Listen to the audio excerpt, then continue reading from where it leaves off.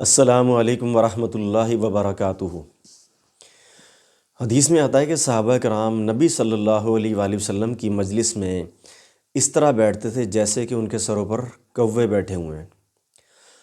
آپ جانتے ہیں کہ کوا اتنا سیانہ پرندہ ہے کہ وہ صرف اس جگہ پر بیٹھتا ہے کہ جب تک اس کو اس بات کا یقین نہ ہو جائے کہ میں بالکل سیکیور ہوں، مجھے کوئی نقصان نہیں پہنچ سکتا، تو اس جگہ پر کوا جا کر بیٹھتا ہے۔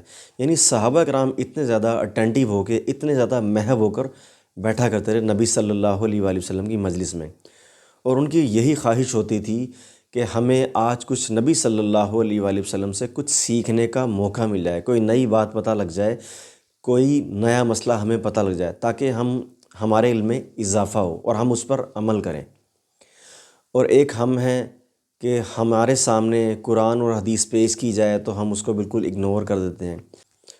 اللہ تعالی ہمیں ہدایت دے اور ہمیں دین کو سیکھنے، سمجھنے، اس کو پڑھنے، اس پر عمل کرنے کی اور تحقیق کرنے کی اور پھر اس کو پھیلانے کی توفیق عطا فرمائے، اور اللہ ایسے بندوں میں ہمیں شمار کر لے جن کو اللہ دین کے کاموں کے لیے چن لیتا ہے۔ تو ایک مرتبہ ایسا ہوا کہ نبی صلی اللہ علیہ وآلہ وسلم کی مجلس اسی طرح لگی ہوئی تھی اور صحابہ کرام بیٹھے ہوئے تھے۔ تو ایک شخص آیا اور نبی صلی اللہ علیہ وآلہ وسلم کے پاس آ کر سیدھا یہ کہنے لگا کہ اللہ کے نبی، مجھے بدکاری کی اجازت دیجیے۔ صحابہ کرام بیٹھے تھے، وہ اچانک جیسے کہ انسانوں کے کان کھڑے ہو جاتے ہیں اس طرح وہ ہو گئے۔ تو انہوں نے کہا، اوے اللہ کے بندے، یہ تم کیا بات کر رہے ہو؟ یہ کس طرح کی بات ہے؟ نبی صلی اللہ علیہ وآلہ وسلم نے فرمایا، ان سے کہا، ٹھہر جاؤ، رک جاؤ۔ نبی صلی اللہ علیہ وآلہ وسلم خود اس انسان کے، اس شخص کے قریب ہو گئے اور جا کر یہ پوچھا، کیا تم یہ چاہتے ہو کہ تمہاری ماں کے ساتھ بھی کوئی بدکاری کرے؟ اس نے کہا، نہیں، بالکل نہیں اللہ کے نبی، میں یہ نہیں چاہتا۔ پھر نبی صلی اللہ علیہ وآلہ وسلم نے فرمایا، کیا تم یہ چاہتے ہو کہ تمہاری بیٹی کے ساتھ، تمہاری بہن کے ساتھ، تمہاری خالہ کے ساتھ یا تمہاری پھپھو کے ساتھ کوئی یہ عمل کرے؟ اس نے کہا، نہیں واللہ، میں نہیں چاہتا۔ تو نبی صلی اللہ علیہ وآلہ وسلم نے اس سے کہا، کیا لوگ یہ چاہیں گے کہ ان کی ماں بہن کے ساتھ اس طرح کا معاملہ ہو؟ یعنی اس کو پھر یہ بات سمجھ آ گئی۔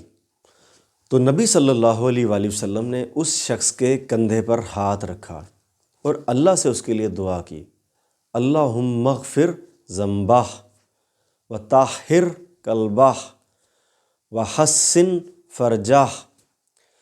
اے اللہ، اس کے گناہوں کو بھی معاف کر دے اور اس کے دل کو بھی پاکیزہ کر دے، اور اے اللہ، اس کو اس کی شرمگاہ سے بھی بچا۔ یعنی اس کے دل میں جو خیالات آ رہے ہیں، جو برے خیالات آ رہے ہیں، اللہ اس کو ان خیالات سے بھی بچا۔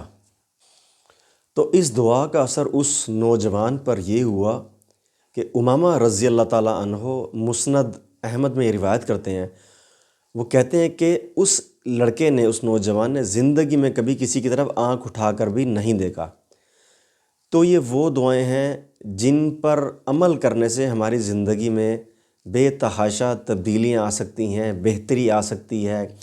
اگر ہم ان دعاؤں کو اپنی زندگی میں اپلائی کریں، ہم ان کو صبح شام کے اذکار کا حصہ بنا لیں، تو اللہ تعالی ہمیں توفیق عطا فرمائے کہ ہم روزانہ کوئی نہ کوئی کسی دعا کو سیکھیں تاکہ اس پر ہم عمل کریں اور ہماری زندگی میں بھی بہتری آئے۔